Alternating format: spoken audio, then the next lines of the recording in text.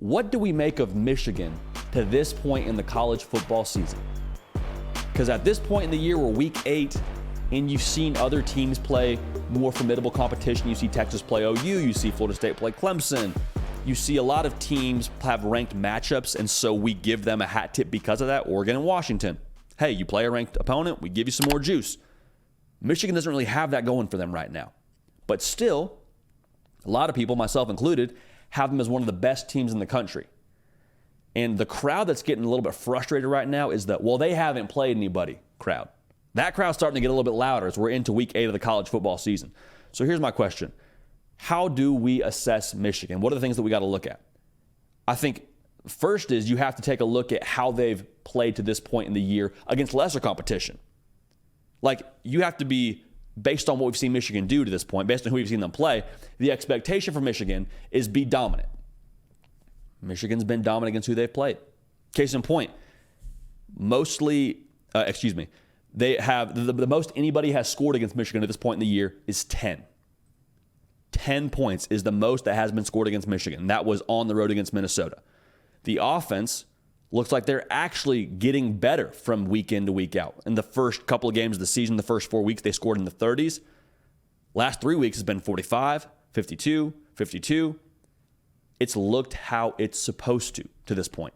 I understand it's Rutgers. I understand it's Indiana, it's Nebraska. Like, I get all that. But there is still the task for you, and it's arguably a more difficult task week in and week out to say, hey, we still got to get up and play these guys. Hey, we still have to bring it. We still have to have that sense of urgency.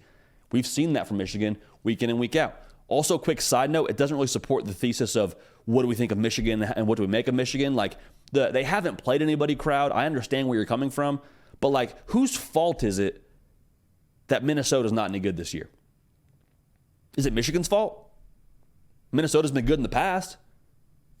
I don't think it's Michigan's fault that these teams aren't bringing it to the table. Nebraska, just not that good right now. Minnesota, down year. Indiana, not good right now. The reality is for Michigan, you have to still control the controllables and handle business how you're supposed to handle business. And they've done that. It would be very, very easy for Michigan to walk out there against a team like a Nebraska, Minnesota, Indiana, and just say, we don't really feel like it today. And I'm not saying they lose any of those games. I'm just saying we could have had a situation where we're checking the ticker and say, oh, it's third quarter. They're going back and forth, 24-21. Michigan's up by 3. Haven't seen any of that. Hasn't been any of that from Michigan. Other question is, another question we should assess Michigan through, another thing that we should look at, is what Michigan's going to need in November being worked on and kind of brewing right now in October. What was the number one question? All year, all offseason long for Michigan. Can the pass game be explosive? Can J.J. McCarthy take that next step? Everyone want to talk about that. And that's fair. I want to talk about it too. Same question I had. To this point in the year, from an eye test perspective, J.J. McCarthy, I think, a much more controlled player. Offense looks more explosive, period. From a numbers perspective, in the pass game, they're averaging 10.4 yards a pass. That's good for top 5 in the country. Check that box. The pass game is looking at this point in the year like you're going to need it to win a national title in late December, early January, or play for national titles in that sense. Is the second half edge still there, was my question. Because you read your press clippings for the better part of an offseason about how good Michigan is and they're going to win the Big Ten again and they're this and they're that. What do they look like in the second half? Because last year, their edge was the second half. It was, you can't handle Michigan for 4 quarters. Maybe for the first 2, maybe even early third, but at some point in time, that weight on your back that you're standing under is going to crush you. Is that still there for Michigan? Are they getting complacent? Do they have the same depth? Well, we knew they had top 5 returning production in the country, so that was one part of it. But to this point in the year for Michigan, talking about the second half, they are number 1 in the country in terms of points scored against them in the second half. 2.4 per half. Okay, so there's that part of it. They're top 3 in the country the last 3 games in terms of second half points scored. 25 points per game. So that edge they have, that's still there.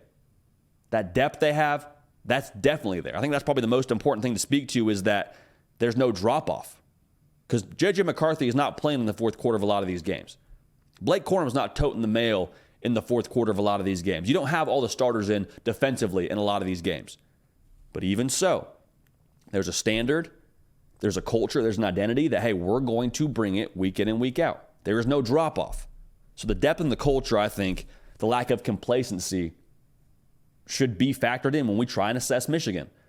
Michigan, from an overarching view right now, from a macro level, you say they haven't played anybody, we'll check back on them in November. We can't do that as college football fans. We got to just dig a little bit deeper to figure out what Michigan's going to be.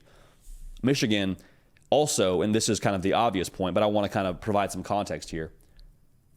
Michigan has a backloaded schedule, right? They play Penn State, Maryland, Ohio State to end the year. Just so happens Maryland's pretty good this year, so that'll probably be the best three teams in the country, or excuse me, the best three teams in the Big Ten, rather, for them. Those will be potentially two of the best teams in the country when it comes to Penn State and Ohio State. That's going to be their season. And so if you're Michigan, you got a trend to play your best ball in November. Just because some teams played their big-time games early in the year, we shouldn't dock Michigan to this point in the season. We understand. If they get to the college football playoff, by nature of those three games I just mentioned, the two that I specifically mentioned with Ohio State and Penn State, if they win both those games, punch their ticket. No question about who they've played, who they haven't played. Like right now, Michigan, in my assessment, is that really big dude in the gym who's just hanging out by the dumbbells. We all think he's strong. We're all pretty sure that dude can lift some weight. Haven't seen him have to go heavy yet. All right, so with Michigan, what do we make of them? They've been dominant. It's looked how it's supposed to look. What we questioned in the offseason, can they throw the ball deep? Can they be explosive in the pass game? To this point in the year, you check that box. They still have that edge there they had last year because that was kind of what made Michigan. I've seen that so far. The way they played in the second half, one of the best, if not the best, second half teams in the country right now.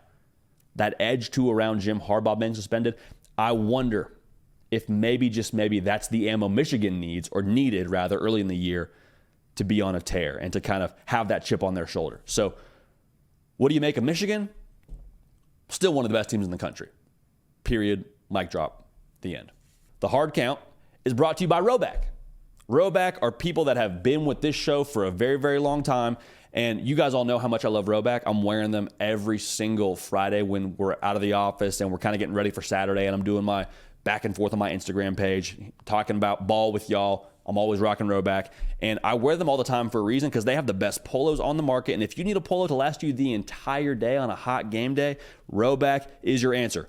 Moisture wicking technology, 4-way stretch, makes it easy to move in while keeping you feeling fresh. Roback's everyday shorts are the perfect pairing as well. They're comfortable, have elastic waistband, great fabric that is made to stretch. So you're not walking around the tailgate looking like, the Tin Man. You're not worried about, chafing your armpits or chafing your legs because you got thick, stiff fabric. Don't worry about that, Roback. None of that. Roback also been proudly leading the NIL charge, having signed partnerships with college stars Cade Klubnik, Kyle McCord, Nick Singleton.